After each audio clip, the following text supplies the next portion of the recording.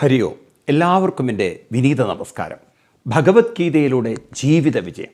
യഥാർത്ഥത്തിൽ ഭഗവത്ഗീത തരുന്ന ജീവിത വിജയം ഓരോ വ്യക്തിക്കും തൻ്റെ ജീവിതത്തിൽ നേടിയെടുക്കാൻ സാധിക്കുന്ന വിജയമാണ്. ഈ വിജയം എന്ന് പറയുന്നത് ആന്തരികമായ മനസ്സിൻ്റെ ഉള്ളിൽ സംഭവിക്കേണ്ട വിജയമാണ്. ഇത് സ്വാതന്ത്ര്യത്തിൻ്റെ വിജയമാണ്. സന്തോഷത്തിൻ്റെയും ദുഃഖങ്ങളിൽ നിന്നുള്ള മുക്തിയുടെയും വിജയമാണ്. അതുകൊണ്ട് തന്നെ നിങ്ങൾ ആഗ്രഹിക്കുന്ന ഒരു ജീവിതം കെട്ടിപ്പടുക്കാൻ ഈ വിജയം അനിവാര്യമാണ്. എന്താ നിങ്ങൾക്ക് വേണ്ടത്? സുഖത്തോടെ, സന്തോഷത്തോടെ, സംതൃപ്തിയോടെ, മനസ്സമാധാനത്തോടെ ജീവിക്കണമെന്നല്ലേ ആഗ്രഹിക്കുന്നത്. പക്ഷെ ഇന്ന് നമ്മൾ ജീവിക്കുന്ന ജീവിതം, കഴിഞ്ഞ ക്ലാസ്സിൽ ഞാൻ പറഞ്ഞു, ആരോഗ്യം തകർത്തുകൊണ്ടാണ്. നിങ്ങൾക്കറിയുന്നില്ല, നിങ്ങളെടുക്കുന്ന സ്ട്രെസ്സും സ്ട്രെയിനും ഒക്കെ നിങ്ങളുടെ BP ലെവൽ മാറുമ്പോൾ ആരോഗ്യസ്ഥിതി തകർക്കുകയാണ്. നിങ്ങളെടുക്കുന്ന ടെൻഷനൊക്കെ നാളെ ഒരു സ്ട്രോക്കിനുള്ള വഴി ഉണ്ടാക്കുകയാണ്. കാരണം നിങ്ങളുടെ ബ്രെയിനിലേക്ക് പോകുന്ന പല നെർവസ് സിസ്റ്റങ്ങളും നിങ്ങളെടുക്കുന്ന സ്ട്രെയിനിൽ തളരുന്നത് നിങ്ങൾ അറിയുന്നില്ല. ഒരു പ്രായമാകുമ്പോഴാണ് സ്ട്രോക്ക് വരുന്നത്, ഒരു പ്രായമാകുമ്പോഴാണ് ഹാർട്ട് ബ്രേക്ക് ആവുന്നത്, അല്ലെങ്കിൽ ഹാർട്ട് അറ്റാക്ക് വരുന്നത്. ഒരു പ്രായമാകുമ്പോഴാണ് നമ്മുടെ വയറ് വളരെ സെൻസിറ്റീവ് ആകുന്നത്. അതുവരെ കണ്ടതും കിട്ടിയതൊക്കെ എടുത്ത് വാരി വിഴുകി കഴിച്ച് ജീവിതം ആസ്വദിക്കുകയാണെന്ന് അന്ന് തോന്നും. പിന്നെ അത് മുഴുവൻ ഗ്യാസ്ട്രിക്കായി ഭയങ്കര പ്രശ്നങ്ങളായി മാറുന്നത്. ഇന്നും ഒരുപാട് യുവാക്കൾ കോവിഡിന് ശേഷം വളരെയധികം ശാരീരിക പ്രശ്നങ്ങൾ അനുഭവിക്കുന്നവരാണ്. പ്രത്യേകിച്ച് IT മേഖലയിൽ ഇരിക്കുന്ന ആളുകൾ എപ്പോഴും എയർ കണ്ടീഷനിൽ എക്സ്പോഷറായി കമ്പ്യൂട്ടറിൻ്റെ മുന്നിൽ ഇരുന്ന് റേഡിയേഷൻ തുടങ്ങിയുള്ള പ്രശ്നങ്ങൾ അനുഭവിച്ച് കുഞ്ഞുങ്ങളില്ലാത്ത കുറേ പേര്, ശാരീരിക പ്രശ്നങ്ങളുള്ളവർ കുറേ പേര്, അപ്പോൾ സുഖം അനുഭവിക്കുന്നതൊക്കെ ദുഃഖത്തിലേക്ക് മാറുന്ന കാഴ്ചയാണ് നാം കാണുന്നത്. അപ്പം അതുകൊണ്ട് ഇപ്പോൾ സുഖമെന്ന് തോന്നുന്നത് നാളെ ദുഃഖമായി വരാം. മറക്കരുത്, സുഖമധ്യേ ദുഃഖം, ദുഃഖമധ്യേ സുഖം. ഇതാണ് ജീവിതമെന്ന് പലപ്പോഴും നമ്മൾ വ്യാഖ്യാനിക്കുമെങ്കിലും നമുക്ക് വേണമെങ്കിൽ ജീവിതത്തെ ശരിക്കും ആസ്വദിച്ചുകൊണ്ട്, മറ്റൊന്നിനെയും ആശ്രയിക്കാതെ ആസ്വദിച്ചുകൊണ്ട്, അതൊരു വലിയ കാര്യമാണ്. സ്വാമി ചിന്മയാനന്ദജി പറയും, today people are extremely miserable in the extremely luxurious life എന്നുള്ളതാണ്. വളരെയധികം ദുഃഖിതരാണ്, എല്ലാ സുഖ സൗകര്യങ്ങളുടെയും നടുവിലാണ്. എന്ത് ജീവിതമാണ്! വലിയ വീടുകളിൽ ആത്മഹത്യ ചെയ്യുന്ന ദുർബലരായി മനുഷ്യൻ അധപ്പതിച്ചു. വിദ്യാഭ്യാസമുണ്ടെങ്കിൽ പോലും വിദ്യാഭ്യാസത്തിൻ്റെ അഹങ്കാരത്തിലിരിക്കുമ്പോഴും ഒന്നുമില്ലാത്ത ദരിദ്രനായി മനുഷ്യൻ ജീവിക്കുകയാണ്. ആരോ പറഞ്ഞതുപോലെ പണ്ടെല്ലാം നമുക്ക് ദാരിദ്ര്യം ഭക്ഷണത്തിലായിരുന്നെങ്കിൽ ഇന്ന് ദാരിദ്ര്യം സ്നേഹത്തിലും സന്തോഷത്തിലും സുഖത്തിലും പരസ്പര ബഹുമാനത്തിലൊക്കെയാണ്. അപ്പം മനുഷ്യൻ ഇന്നും ദരിദ്രനാണ് മനസ്സിൻ്റെ തലത്തിൽ. പണ്ട് ശരീരത്തിലായിരുന്നു ദാരിദ്ര്യം. അപ്പം അതുകൊണ്ട് മനുഷ്യന് ജീവിതം ആസ്വദിച്ചുകൊണ്ട് മുന്നോട്ട് പോകണമെങ്കിൽ ആറ്റിറ്റ്യൂഡ് മാറ്റണം, സമീപനം മാറ്റണം. അപ്പം ആദ്യം നമ്മൾ മനസ്സിലാക്കണം, ജീവിതം ആസ്വദിക്കുക എന്ന് പറഞ്ഞാൽ എന്താണ്? ജീവിതത്തിൻ്റെ ആസ്വാദനത്തിന് തടസ്സം സൃഷ്ടിക്കുന്ന എന്താണ്? What obstruct your happiness? What makes you happy? What brings the happiness? How to develop happiness? ഈ ഒരു വ്യക്തത നമുക്കുണ്ടെങ്കിൽ ജീവിതത്തിൽ ദുഃഖിക്കേണ്ടി വരില്ല. അപ്പം അതാദ്യം നമ്മൾ മനസ്സിലാക്കേണ്ട ഒരു കാര്യം, മനയേവ മനുഷ്യാണാം സുഖദുഃഖയോ, മനസ്സിലേക്കാണ് ശ്രദ്ധ വയ്ക്കേണ്ടത്. മനസ്സിനെ കാണാൻ, അന്തർമുഖരാവാൻ പരിശീലിക്കണം. അതിന് രാവിലെ എണീറ്റ് കുറച്ചു നേരം കണ്ണടച്ച് ജപിച്ച് ഉള്ളിലേക്ക് നോക്കണം, അകക്കണ്ണ് തുറക്കണം, ആഴങ്ങളിലേക്ക് നോക്കി മനസ്സിനെ മനസ്സിലാക്കണം. മനസ്സിനെ മനസ്സിലാക്കുന്നവർക്കാണ് വിജയം കൈവരിക്കാൻ പറ്റുള്ളൂ. കാരണം മനസ്സിലാണ് സുഖവും സന്തോഷവും ഇരിക്കുന്നത്. മനസ്സിലാണ് മൂഡ് ഓഫ് ഒക്കെ ഇരിക്കുന്നത്. മനസ്സിലാണ് ഡിപ്രഷനും ഫ്രസ്ട്രേഷനുമൊക്കെ ഇരിക്കുന്നത്. മനസ്സിലാണ് നിങ്ങൾ പറയുന്ന സകല ദുഃഖങ്ങളും സുഖങ്ങളും ഇരിക്കുന്നത്. ഞാൻ വളരെ ഹാപ്പിയാണെന്ന് പറഞ്ഞാൽ മനസ്സിലാണ്, ശരീരത്തിലല്ല. ശരീരം അതിൻ്റെ ഒരു ഒരു പ്രകടിപ്പിക്കാനുള്ള ഒരു ഉപകരണം മാത്രമാണ്, ഉപാധി മാത്രമാണ്. മുഖം മനസ്സിൻ്റെ കണ്ണാടി എന്നാണ് പറയുക. അല്ലാതെ ഈ മുഖത്തിൻ്റെ കണ്ണാടിയാണ് മനസ്സെന്ന് വരാരും പറഞ്ഞിട്ട്. മുഖം മനസ്സിൻ്റെ കണ്ണാടിയാണ്.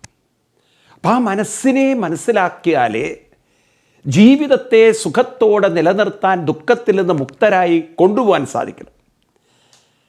അപ്പം നമുക്ക് രണ്ട് കാര്യങ്ങൾ എപ്പോഴും മന്ത്രം പോലെ ഓർക്കണം: ദുഃഖനിവൃത്തി, സുഖവ്യാപ്തി.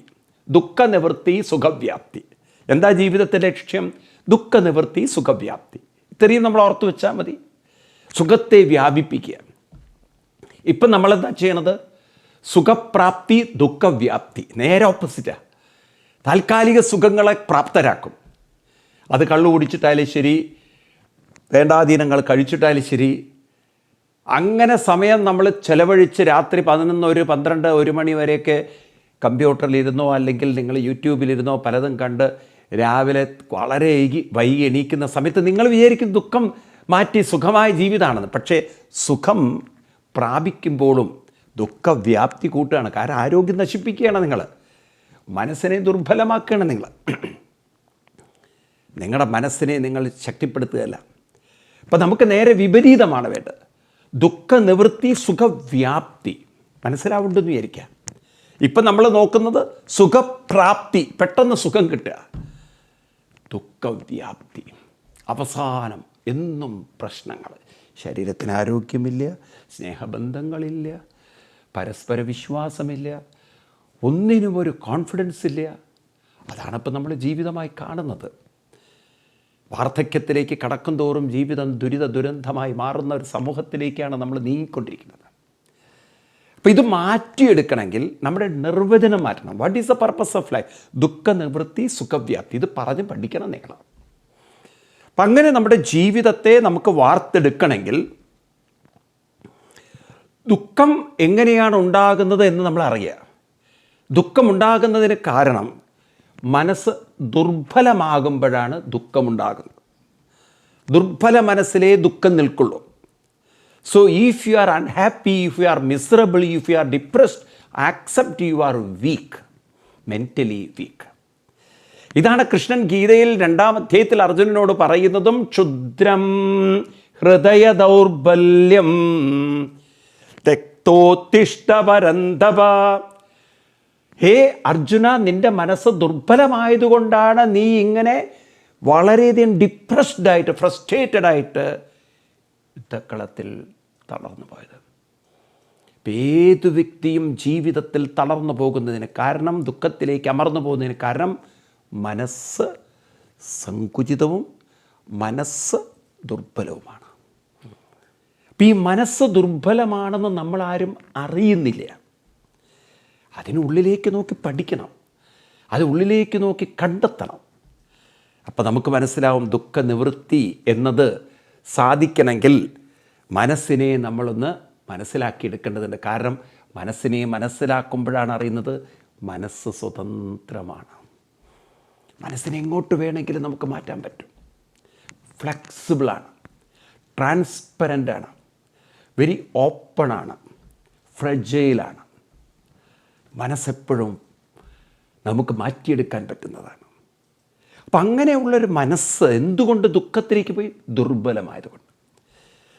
മനസ്സിനെ നമ്മൾ ദുർബലമാക്കിയാൽ അത് ദുഃഖത്തിന് അടിമപ്പെടും. ദുഃഖം എന്ന് പറഞ്ഞാൽ നമ്മളെ അലട്ടുന്ന വിഷമ, വേദന, വിഷാദ, നീരസ ചിന്തകളൊക്കെയാണ് ദുഃഖങ്ങൾ.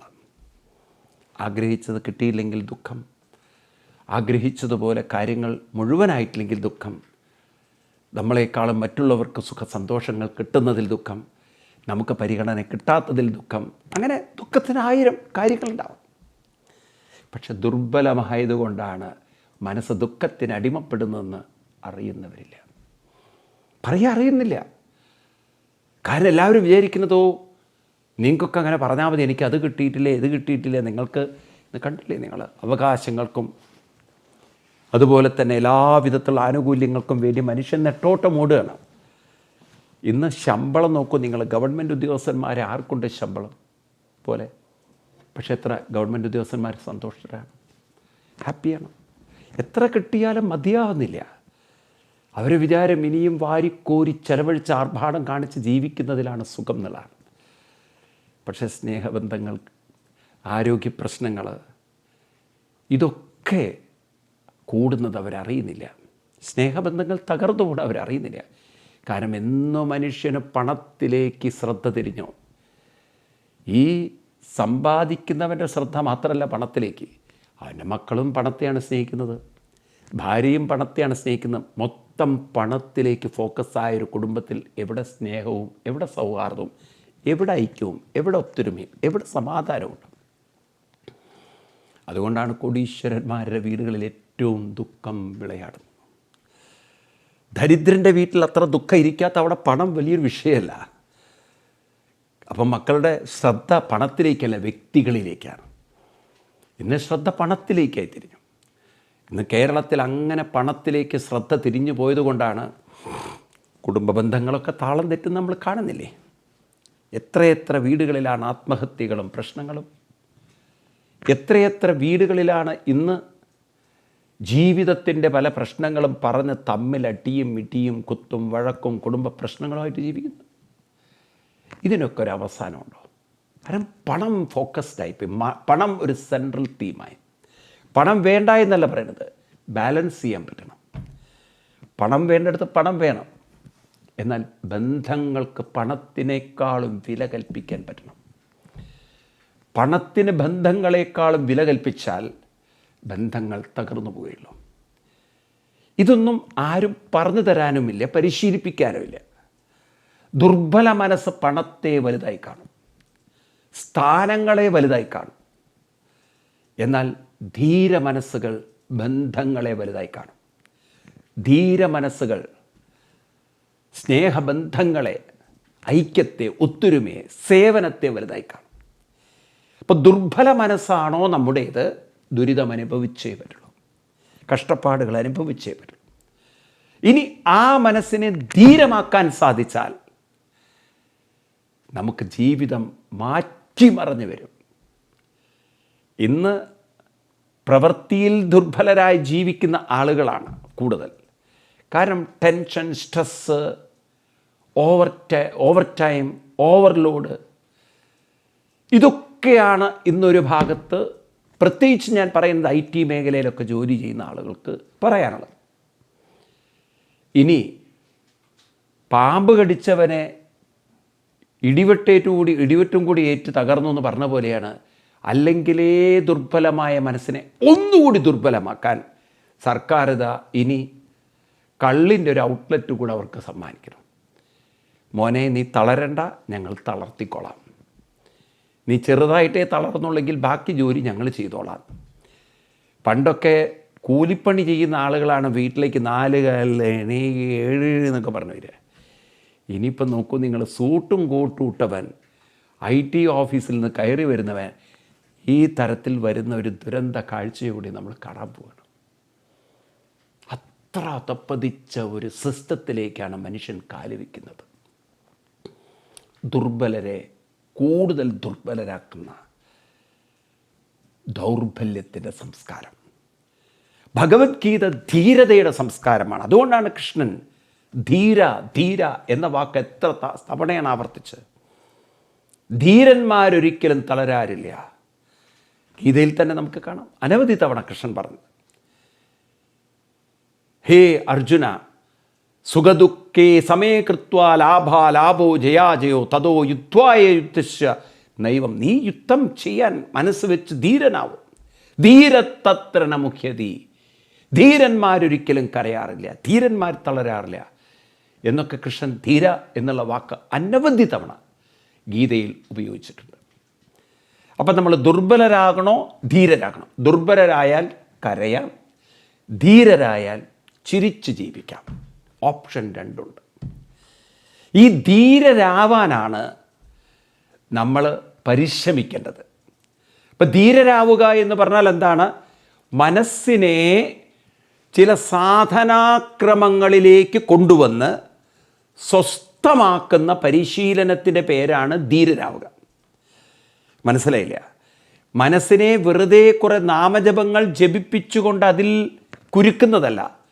നാമത്തോടൊപ്പം തന്നെ മനസ്സിനെ സ്വസ്ഥമാക്കി ആ ഉള്ളിൽ സ്വസ്ഥതയുടെ, ശാന്തതയുടെ, സംതൃപ്തിയുടെ തലങ്ങളിലേക്ക് അലിഞ്ഞു ചേർന്ന് ആത്മസുഖത്തിൻ്റെ തീവ്രമായ അനുഭൂതികൾ അനുഭവിച്ചുകൊണ്ട് ആര് മനസ്സിനെ പാകപ്പെടുത്തുന്നോ ആ മനസ്സാണ് ധീരമനസ്സ്.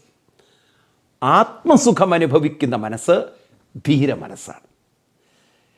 കേവലം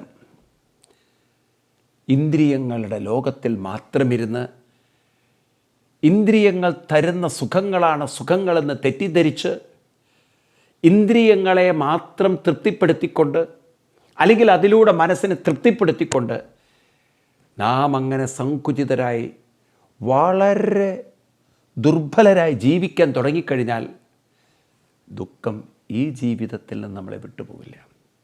നിങ്ങളെന്ത് തന്നെ പ്രവർത്തിച്ചോളൂ, ക്ഷേത്രങ്ങളിലൊക്കെ നടന്നിറങ്ങി വഴിപാടുകളും പ്രാർത്ഥനകളും പൂജകളും ചെയ്തോളൂ. പക്ഷെ നിങ്ങളുടെ മനസ്സ് ദൗർബല്യത്തിൽ നിന്നും പുറത്തു വരുന്നില്ലെങ്കിൽ, ധീരതയിലേക്ക് ഉയർന്നു വരുന്നില്ലെങ്കിൽ, എന്നും ദുഃഖങ്ങളും പരിഭവങ്ങളും പരിതാപങ്ങളും പ്രശ്നങ്ങളും. നമ്മളാണ് തീരുമാനിക്കേണ്ടത്. അപ്പം അതിനാണ് ഗീത പഠിക്കേണ്ടതും. മനസ്സിനെ ധീരമാക്കാൻ, മനസ്സിനെ സ്വസ്ഥമാക്കാൻ, മനസ്സിനെ മുക്തമാക്കാൻ, മനസ്സിനെ സ്വസ്ഥമാക്കാൻ ഗീത പറയുന്ന വഴികൾ നമുക്ക് ശീലിക്കേണ്ടിയിരിക്കണം.